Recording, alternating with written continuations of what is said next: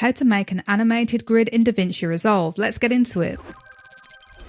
Begin by coming up to Effects, click into Generators, come down to the bottom, you will see Pattern. Drag this onto your timeline like so. Then with this selected, come up into the Inspector, come down to Thickness and adjust this to suit the liking for your project. Next, come down to Color Fill 1, click into this and change the background color to whatever you want it to be. I'm going to go black, then choose OK. Next, come into Color and you can change the color of the lines to a color that you want for your project.